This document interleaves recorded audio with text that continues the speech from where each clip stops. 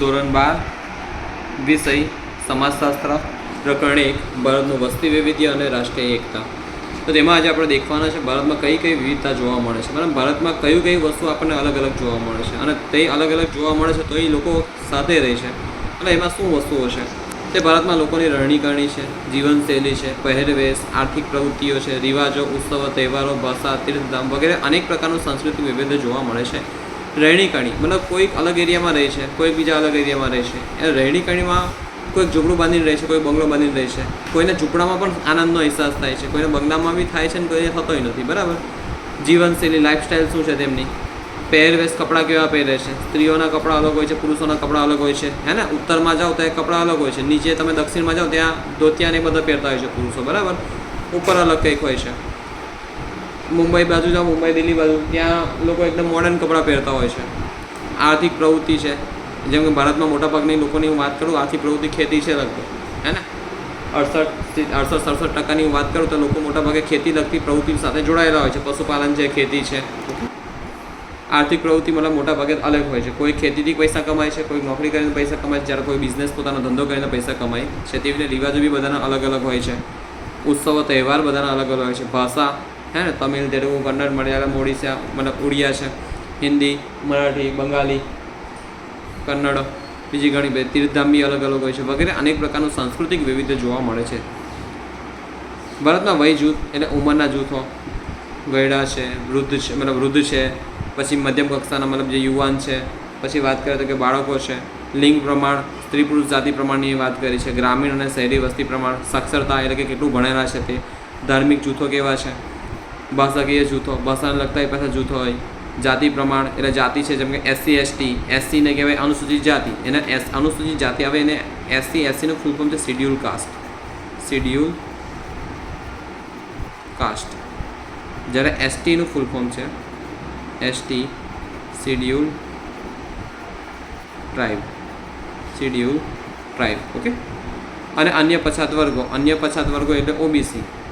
અન્ય પછાત વર્ગ અધર બેકવર્ડ ક્લાસ. અધર બેકવર્ડ ક્લાસ ઉપર લખી આપું છું OBC, તો કે અધર બેકવર્ડ વર્ગો એટલે ક્લાસીસ, ઓકે. CAL એ ડબલ S છે, હે ને. આપણે ભણતા હોય છે ઇંગ્લિશમાં નિયમ કે જ્યાં S આવે, ડબલ S આવે, SH આવે, CH આવે, X આવે કે O આવે તો તેની પાછળ કયો પ્રત્યય લગાડવાનો? ES પ્રત્યય લગાડવાનો. બેઝિક ઇંગ્લિશ છે તમારું, ઓકે. જન્મ પ્રમાણ, મૃત્યુ પ્રમાણ કે કેટલા લોકો જન્મે છે દર 1000 મતલબ કે કેટલા લોકો જન્મે છે, કેટલા લોકો મૃત્યુ પામે છે. સ્થળાંતરિત લોકોનું પ્રમાણ કે એક જગ્યાએથી બીજી જગ્યાએ કેટલા લોકો ગયા છે, સ્થળાંતર કર્યું છે એક જગ્યાએથી બીજી જગ્યાએ, લોકોનું પ્રમાણ વગેરે વસ્તી વિષયક વૈવિધ્ય જોવા મળે છે, એટલે કે અલગાવપણું ત્યાં જોવા મળે છે. ભારતમાં જગતના મુખ્ય ધર્મોના પ્રત્યેક ધર્મના નાગરિકો, પ્રત્યેક એટલે દરેક એવું કહેવા માંગે છે, ધર્મના નાગરિકો વસવાટ કરે છે અને દરેક ધર્મ પોતાની આચાર સંહિતા ધરાવે છે કે એમને શું પાળવું, શું ના પાળવું, બરાબર. એનું પોતાનું ખાસ કોઈ પુસ્તક હોય છે એ પાળવા માટે. જેમ કે આપણે વાત કરીએ, આપણે કેટલા બધા પુસ્તકો છે હિન્દુ ધર્મમાં, બરાબર છે. એને ઇસ્લામમાં અલગ અલગ પુસ્તકો છે, ખ્રિસ્તી ધર્મમાં બી અલગ અલગ પુસ્તકો છે, ક્રિશ્ચનમાં મતલબ એમાં અલગ છે, જૈનના એવી રીતના અલગ પુસ્તકો છે, બૌદ્ધ માટે બી અલગ એવી એમના નિયમો છે. દરેક ધર્મના લોકો તેમના ધર્મસ્થાનો, ધર્મગ્રંથો, ધાર્મિક તહેવારો, વ્રતો અનુસાર પોતાની જીવનશૈલી રચે છે, બનાવે છે. આમ ભારતમાં ધાર્મિક વૈવિધ્ય પણ જોવા મળે છે. મતલબ આપણે કેટલું વૈવિધ્ય જોયું? સાંસ્કૃતિક, વસ્તી વિષયક ને ધાર્મિક. તે સંસ્કૃતિમાં મોટાભાગે આ બધું જ મતલબ મોટાભાગે માનવ રચતો હોય છે આ પ્રમાણે, બરાબર છે. પણ એમાં વસ્તી રિલેટેડ હું વાત કરું તો વસ્તીમાં થાય છે શું? જન્મવાનું, મરવાનું એ નક્કી હોતું નથી, ઓકે. બાકી જે ધર્મ છે, જાતિ પ્રમાણ ને બધું, હવે જાતિ સ્ત્રી પુરુષ બે માણસ રચતો છે નથી, બરાબર. જે ધર્મ ને એ બધું છે તેમાં માણસનો કંટ્રોલ હોય છે, બરાબર, ધ્યાન રાખવાનું. ભારતમાં બોલાતી કોઈ પણ 5 ભાષાના નામ આપે એની પહેલાં બધી જ ભાષા આપણે દેખી લઈએ. જો ભારતમાં આપણે બોલાતી ભાષાની 22 કેટલી ભાષા આપણે વાત કરીએ, કેટલી ભાષાઓ છે તો કે 22 ભાષાઓ છે. મતલબ એ બંધારણીય દરજ્જો ધરાવે છે. એમ તો ભાષા તો બીજી ઘણી બધી છે, પણ 22+1ની હું વાત કરું તો +1 એટલે શું? તો +1 તરીકે ઇંગ્લિશ ભાષા. કઈ ભાષા?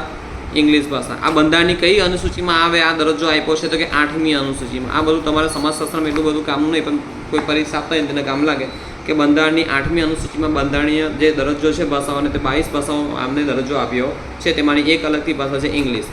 22 ભાષામાં વાત કરું તો અસમમાં અસમી છે, પછી અહીં બંગાળી, બોડો, ડોંગરી, ગુજરાતી, હિન્દી, કન્નડ, કાશ્મીરી, કોંકણી, મેથિલી, મલયાલમ, મણિપુરી, મરાઠી, નેપાળી, ઓડિયા, પંજાબી, સંસ્કૃત, સંથાલી, સિંધી, તમિલ, તેલુગુ અને ઉર્દુ. ઓકે, તો આ બધી 22 ભાષાઓ છે, તેમાંથી ગમે તેટલી તમારે 5 યાદ રાખવાની છે. 5 શું તમને આરામથી 10 પણ યાદ રાખે છે. એક વખત હું તમને ભૂગોળમાં હું તમને નકશો બનાવું ને તો આરામથી તમે 15 થી 20 ભાષાઓ યાદ રાખશો. પણ ભૂગોળનો આખો નકશો પહેલાં યાદ કરો ને ત્યાર પછી આરામથી અમુક તો રાજ્યોના નામ પરથી જ છે. જેમ કે અસમની વાત કરો તો અસમી, ગુજરાતીની વાત કરું તો કે ગુજરાતી. કાશ્મીર એ રાજ્ય નથી, આપણું કેન્દ્રશાસિત પ્રદેશ છે. આપણે લગભગ 5 ઓગસ્ટ 2019 એ આર્ટિકલ 35A અને આર્ટિકલ 370ને રદ કરવામાં આવ્યા હતા. અને ત્યાર પછી થોડું સમય જતાં એના 1-1.5 મહિના 2 મહિના જતાં ત્યાર પછી કાશ્મીરને આપણે જે વાત કરીએ લદ્દાખ, તેનું અલગ જ કેન્દ્રશાસિત પ્રદેશનો દરજ્જો આપવામાં આવ્યો હતો. એને રાજ્ય તરીકે છીનવી લેવામાં આવ્યું હતું. તોય પણ એ ત્યાં કાશ્મીર ભાષા બોલાય છે, કાશ્મીર છે. પછી વાત કરીએ મણિપુરમાં મણિપુરી છે, મહારાષ્ટ્રમાં મરાઠી છે. હવે નેપાળ બાજુ જે એરિયા છે, નેપાળને આપણે જે ઉત્તર પ્રદેશવાળો એરિયા ટચ થાય છે, બિહારવાળો એરિયા ટચ થાય છે, ત્યાં નેપાળી છે. ઓડિશામાં ઓડિયા છે, પંજાબમાં પંજાબી છે. ઓકે, ત્યાં પંજાબીમાં હશે સિંધી બી બોલાય છે. તમિલનાડુમાં તમિલ છે. જે આપણે વાત કરીએ આંધ્રપ્રદેશ, તેલંગાણા, તો આંધ્રપ્રદેશ તેલંગાણા સાઈડ તેલુગુ છે. પછી આ ઉર્દુ તમને યાદ હોય છે, ગુજરાતી યાદ હોય, હિન્દી યાદ હોય, ઉર્દુ યાદ હોય. મતલબ આ આપણે વાત કરીએ, જો રાજ્યો પરથી હું વાત કરું છું. અસમ રાજ્યમાં અસમી છે, પશ્ચિમ બંગાળમાં બંગાળી છે, ગુજરાતમાં ગુજરાતી છે, હિન્દી તમને યાદ હોય છે, કાશ્મીરમાં કાશ્મીરી છે, બરાબર. મણિપુરમાં મણિપુરી છે, મહારાષ્ટ્રમાં મરાઠી છે, નેપાળવાળો એરિયા જ્યાં આપણો બોર્ડર ટચ થાય છે ત્યાં નેપાળી છે, ઓડિશામાં ઓડિયા છે, પંજાબમાં પંજાબી સિંધી છે. પછી વાત કરીએ તમિલનાડુમાં તમિલ છે, આંધ્રપ્રદેશ તેલંગાણામાં તેલુગુ છે. તો આવી રીતે કોઈ પણ તમને જેટલી ભાષા યાદ રહે ને તેટલી યાદ રાખજો, કેમ કે અહીં તમને 5 કીધી છે અને આ સવાલ પરીક્ષામાં પૂછાયો તો પણ કરો. ઓકે, એટલે યાદ રાખવાનું છે. સરસ. આ છે ને ભૂગોળ સાથે રિલેટ થાય એટલે ભણવાની મજા આવે. પણ તે ક્યારે પહેલાં ભૂગોળ સાથે હું તમને કમ્પ્લીટ ભણાવી શકું નકશો. રાષ્ટ્રીય એકતાની વ્યાખ્યા આપો તો કે ભારતના પ્રથમ વડાપ્રધાન જવાહરલાલ નહેરુ રાષ્ટ્રીય એકતાની વ્યાખ્યા આપતા જણાવે છે કે રાષ્ટ્રીય એકતા એક મનોવૈજ્ઞાનિક અને શૈક્ષણિક પ્રક્રિયા છે. તો હવે એટલે શું? તો કે જેના દ્વારા બધા લોકોના દિલમાં એકતાની ભાવના હોય. મતલબ કે એક શૈક્ષણિક પ્રક્રિયા છે કે ના બધાએ જાણવું જોઈએ, શીખવું જોઈએ, બરાબર છે, અને મનથી માનવું જોઈએ તેને, કે જેના દ્વારા બધા લોકોના દિલમાં એકતાની ભાવના, સમાન નાગરિકતાનો અનુભવ થાય. કે સમાન નાગરિકતા એટલે શું? કે તમે એક જ દેશના, ભારત દેશના જ નાગરિક છો. ભારત દેશે બંધારણમાં તમને એક જ દેશની નાગરિકતા આપે છે. બીજા કોઈ દેશની નાગરિકતા આપણે સ્વીકારીશું તો આપણે ભારતની નાગરિકતા છૂટી જશે. ઓકે, સમાન નાગરિકતાનો અનુભવ તથા રાષ્ટ્ર પ્રત્યે નિષ્ઠા, વફાદાર, નિષ્ઠા મતલબ વફાદારી અને પ્રેમની ભાવના વિકસિત કરી શકાય. તો આ યાદ રાખવાનું છે, બરાબર. કે રાષ્ટ્રીય એકતા એ મનોવૈજ્ઞાનિક અને શૈક્ષણિક પ્રક્રિયા છે જેના દ્વારા બધા લોકોના દિલમાં એકતાની ભાવના, યુનિટી, એકતા મીન્સ યુનિટી, એકતાની ભાવના, ફિલિંગ, સમાન નાગરિકતાનો અનુભવ અને તથા રાષ્ટ્ર પ્રત્યે નિષ્ઠા અને પ્રેમની ભાવના વિકસિત કરી શકાય છે. હવે ભારતના વિકાસમાં કઈ કઈ સમસ્યાઓ અવરોધક છે? અવરોધક મતલબ શું? ભારતનો વિકાસ અટકાવે તેવું. અવરોધક મતલબ એનો મતલબ અટકાવે. શું કરે? તો કે ભારતનો વિકાસ અટકાવે. શું અટકાવે? ભારતનો વિકાસ અટકાવે. કોમવાદ, અલગ અલગ કોમ પડ્યા હોય છે ને. આતંકવાદ છે, જ્ઞાતિવાદ, આ જે વાદ છે, જો વાદ વિવાદ, વાદ, બરાબર છે. કોમવાદ, આતંકવાદ, જ્ઞાતિવાદ, અલગ અલગ જ્ઞાતિઓ હોય, ઊંચી જાતિ નીચી જાતિ, અલગ અલગ જ્ઞાતિ હોય. નક્સલવાદ. હવે નક્સલવાદ અને આતંકવાદમાં છે ને એટલો બધો ફરક હોતો છે નથી. એમ તો ઘણો ફરક હોય, પણ ઘણા લોકો એને સામાન ગણતા હોય, કોમન ગણતા હોય છે, એવું છે નથી. નક્સલવાદ હું વાત કરું તો સૌથી વધારે છે ને છત્તીસગઢવાળા એરિયામાં વધારે થાય છે. છત્તીસગઢ છે, બિહારનો થોડો, ઝારખંડનો થોડો ભાગ છે.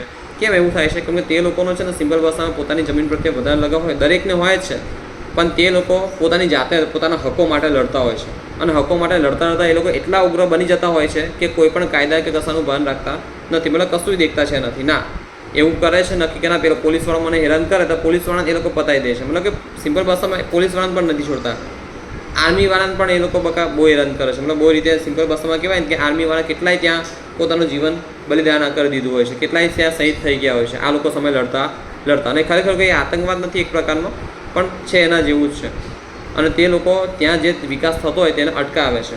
કેમ? તો કે સિમ્પલ ભાષામાં ધારો કે એક માણસ ત્યાંનો ઊભો થયો. હવે એક માણસ ત્યાંનો ત્યાં ઊભો થયો ને તો એક માણસ બીજા 2ને ઊભો કરશે, બીજા એ 2 માણસ 4ને ઊભા કરશે, અને એમાં મેન લીડર તો આ એક માણસ જ હોવાનો છે. હવે જો બહારની સરકાર આવીને વિકાસ કરી ગઈ તો આનું પ્રભુત્વ ઘટી જશે, બરાબર. તો એટલા માટે બહારની સરકારને જેમ કે રોડ બનાવે છે, હોસ્પિટલ બનાવતો તો બનાવવા દેતો નથી. શાળા પણ ત્યાં બનાવવા દેવા નથી આવતી. કેમ શાળા બનાવવા નહીં દેવા આવતી? તો કે શાળા બનાવશે ને તો એ લોકો કાયદા જાણશે ને, ભણશે ગણશે તો કાયદા જાણશે, તો એ લોકો એ બી રોકે છે. ઓકે, એમ તો મોટા ભાગે ત્યાં સિમ્પલ ભાષામાં કહેવાય ને કે એમ પોતાના પ્રદેશ પ્રત્યે બહુ લગાવ હોય તો એમની માટે બી ઘણું બધું કરતા હોય છે, પણ કાયદેસર પ્રવૃત્તિ નથી કરતા. એ ગેરકાયદેસર પ્રવૃત્તિ હેઠળ બીજા લોકોને મારે તોડે બધું કરે છે, બરાબર, ધ્યાન રાખવાનું. પણ આ આતંકવાદ એના કરતાં ખતરનાક પ્રવૃત્તિ છે. આની કરતાં નક્સલવાદ કરતાં ખતરનાક પ્રવૃત્તિ આતંકવાદ છે. ઓકે, કેમ કે આમાં મોસ્ટ ઓફલી આતંકવાદ ધાર્મિક રિલેટેડ જ હોય છે. વાત કરીએ પ્રદેશવાદ, ભાષાવાદ, અલગાવતાવાદ વગેરે વગેરે સમસ્યાઓ અવરોધક છે. હવે એમાં એવું નથી કે તો ધાર્મિક રિલેટેડ હોય છે, પણ મોસ્ટ ઓફલી દેખવામાં આવતું હોય છે કે આતંકવાદ મતલબ જ્યાં બી આતંકવાદી પ્રવૃત્તિ થતી હોય છે ત્યાં એ કોઈને કોઈ વસ્તુ તોડવાનો પ્રયત્ન કરતા હોય છે. એમાં એવું નથી હોતું કે ના અમારા આ હક આપો, તે હક આપો, બરાબર છે. ઓકે, ચાલો. અને મોસ્ટ ઓફલી આતંકવાદની હું વાત કરું છું તો અલગ અલગ કોઈ ધર્મ સાથે હું જોડવાનું વાત નથી કરતો, પણ હા એમાં અલગ રીતે કોઈ વાત ના કરે, પણ એ આતંકવાદ મોસ્ટ ઓફલી વાત કરે કે મતલબ એકબીજાને તોડવાની ભાવના જ હોય છે કે ના સિમ્પલ ભાષામાં પેલું આખું મારે આ ઉડાઈ પાડવું, તે ઉડાઈ પાડવું છે. ઓકે, પ્રાચીન કાળમાં ભારતની ભૌગોલિક એકતા માટે કયા નામો વપરાતા હતા? ભૌગોલિક એટલે મતલબ ભૂ પરથી, ભૂ એટલે જમીન, ગોલ મતલબ જમીન આખી પૃથ્વી, તમે મતલબ પૃથ્વીની વાત કરો તેની એકતા માટે કયા કયા નામો વપરાતા હતા? તો કે ભારતવર્ષ, ચક્રવર્તી, એકાધ્યાપતિ વગેરે વગેરે. ભારતના નાગરિક એવોર્ડ કયા કયા છે? તો કે ભારત રત્ન છે, પદ્મવિભૂષણ છે, પદ્મભૂષણ છે, પદ્મશ્રી છે વગેરે ભારતના નાગરિક એવોર્ડ છે. રમતગમતના એવોર્ડ કયા છે? તો કે રાજીવ ગાંધી ખેલ રત્ન એવોર્ડ, દ્રોણાચાર્ય, અર્જુન એવોર્ડ, ધ્યાનચંદ વગેરે વગેરે. મેજર ધ્યાનચંદ હોકીના બહુ પ્રસિદ્ધ ખેલાડી હતા એક સમયના. એવું કહેવાતું કે એમની જે હોકીમાં છે ને તે મેગ્નેટ લગાવીને એ રમે છે, પણ ના એવું નહોતું. સેનાના એવોર્ડ કયા કયા છે? જો વાત કરીએ ભારતીય સેનાના એવોર્ડ કયા છે? તો કે પરમવીર ચક્ર છે, મહાવીર ચક્ર છે, વીર ચક્ર છે, અશોક ચક્ર છે, કીર્તિ ચક્ર, શૌર્ય ચક્ર. આ યાદ રાખવાના છે, બરાબર. ઓકે, ઈસવીસન 2011ની વસ્તી ગણતરી મુજબ ભારતમાં મહિલા અને પુરુષ પ્રમાણ જણાવો. તો કે મહિલાનું પ્રમાણ આટલું હતું 48.49 ને આ પુરુષ હતું 51.51%. પછી 2011ની વસ્તી ગણતરી પ્રમાણે ગુજરાતની વસ્તી કેટલી છે? તો કે એકમ, દશક, 100, 1000, 10,000, લાખ, 10 લાખ ને કરોડ, મતલબ 6,04,39,692. ઓકે, નાના છોકરાને બેટ કીધું 6,04,39,692. હવે આ તો 2011ની વસ્તી, અત્યારે તો 7 કરોડની ઉપર થઈ ગઈ છે, બરાબર. અત્યારે ચાલે છે 2026. ઓકે, તેની મુજબ હવે આમાં સૌથી ઓછું લિંગ પ્રમાણ કયા પ્રદેશમાં, સૌથી વધુ લિંગ પ્રમાણ કયા પ્રદેશમાં છે? તો સૌથી વધુ લિંગ પ્રમાણ છે કેરળમાં. મતલબ 1000 પુરુષની સ્ત્રીઓની સંખ્યા કેટલી છે? 1084. ઓકે, 1084 મતલબ ત્યાં સ્ત્રીઓની એટલી બધી સંખ્યા છે. આ સવાલ 2026ની જે અત્યારે કોન્સ્ટેબલની પરીક્ષામાં ગઈ તો તેમાં આ સવાલ પૂછાયો હતો કે ભારતમાં ઈસવીસન 2011ની વસ્તી ગણતરીમાં સૌથી વધુ લિંગ પ્રમાણ કોનું છે? કેરળનું. કેટલું છે? 1084. ભારતમાં ઈસવીસન 2011ની વસ્તી ગણતરીમાં સૌથી ઓછું લિંગ પ્રમાણ કયા પ્રદેશમાં છે? સૌથી ઓછું આપણે વાત કરીએ પ્રદેશની તો કેન્દ્રશાસિત પ્રદેશ દીવ અને દમણમાં 618. હવે આ દીવ અને દમણ એકલું નથી, એની સાથે વાત કરીએ તો લગભગ 26મી જાન્યુઆરી 2020 જ બીજું એક કેન્દ્રશાસિત પ્રદેશ તેની સાથે જોડાયું હતું. દમણ અને દીવ તો ખરું, પણ તેની સાથે જોડાયું હતું દાદરા નગર હવેલી.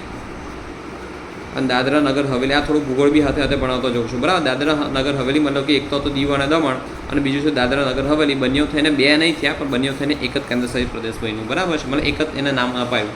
કેન્દ્રશાસિત પ્રદેશ આ બાજુ છે કંઈક દીવ દમણ ને આ બાજુ છે દાદરા નગર હવેલી, મતલબ બંને ભેગા થઈને એક જ બન્યું, બરાબર. એટલે ત્યારથી ભારતના કેન્દ્રશાસિત પ્રદેશની સંખ્યા 9 નહીં પણ 8 થઈ. ઓકે, એટલે અત્યારે ભારતમાં કુલ કેટલા રાજ્યો છે? તો કે 28 રાજ્યો છે અને 8 કેન્દ્રશાસિત પ્રદેશો છે. ગુજરાતમાં ઈસવીસન 2011ની વસ્તી ગણતરી મુજબ એસટી અનુસૂચિત જનજાતિ મતલબ શિડ્યુલ ટ્રાઇબનું પ્રમાણ સૌથી વધુ કયા જિલ્લામાં છે? તો યાદ રાખવાનું છે, ડાંગ જિલ્લામાં છે. 94.65%. સૌથી વધારે એસટી, સૌથી વધારે શિડ્યુલ ટ્રાઇબ, સૌથી વધારે અનુસૂચિત જનજાતિ તમને ડાંગ જિલ્લામાં ગુજરાતમાં કહો તો ડાંગ જિલ્લામાં જોવા મળે છે. કેટલા ટકા? તો કે 94.65%. ઓકે, તો હવે આપણે આ જે તમારો ટેસ્ટ થવાનો શનિવાર તેમાં MCQs પણ છે તે પણ આપણે દેખી લઈએ કે ભારતમાં સૌથી વધુ કયા ધર્મના લોકો વસવાટ કરે છે? તો કે હિન્દુ ધર્મના. ભારતમાં ઈસવીસન 2011ની વસ્તી ગણતરી મુજબ સૌથી વધુ વસ્તી કયા રાજ્યમાં છે? ઉત્તર પ્રદેશમાં. ત્યાં જોવાની છે ભારત, કેમ કે ત્યાં આબોહવા સરસ છે, ત્યાં નદી બી જાય છે ઘણી, ગંગા નદી મેન છે ત્યાંથી જતી. ભારતમાં ઈસવીસન 2011ની વસ્તી ગણતરી મુજબ સૌથી ઓછી વસ્તી ધરાવતું રાજ્ય કયું છે? ઉત્તરાખંડ ઉપર આવેલું છે. યુપી એટલે ઉત્તર પ્રદેશની ઉપર આવેલું છે. ભારતમાં ઈસવીસન 2011ની વસ્તી ગણતરી મુજબ સરેરાશ લિંગ પ્રમાણ કેટલું છે? સરેરાશ એટલે એવરેજ 940. જ્યારે કેરળમાં કેટલું હતું પાછળ દેખવું આપણે? 1084. ઓકે, ભારત દેશ કેટલા ચોરસ કિલોમીટર ભૌગોલિક ક્ષેત્રમાં ફેલાયેલો છે? તો એકમ, દશક, 100, 1000, 10,000, લાખ, 10 લાખ, 32 લાખ એટલે 32,87,263 ચોરસ કિલોમીટર યાદ રાખવાનું છે. કેટલા છે? 32,87,263. ભારતનું રેલવે નેટવર્ક કેટલા કિલોમીટર છે? તો કે 1,15,000 કિલોમીટર. અત્યારે તો ખાસું લાંબુ થયું છે, બરાબર. આ તમારા બહુ જૂના ડેટા છે છોકરાઓ. વિશ્વના સૌથી મોટું રેલવે નેટવર્ક તો કે ભારત દેશમાં છે. પછી સર્વોચ્ચ નાગરિક એવોર્ડ કયો છે તો કે ભારત રત્ન. મતલબ ટોપ મોસ્ટ મતલબ સૌથી ઉપરમાં ઉપર સૌથી સર્વોચ્ચ હોય સૌથી શ્રેષ્ઠ હોય તેવો નાગરિક એવોર્ડ કયો છે તો કે ભારત રત્ન. કયો છે? ભારત રત્ન.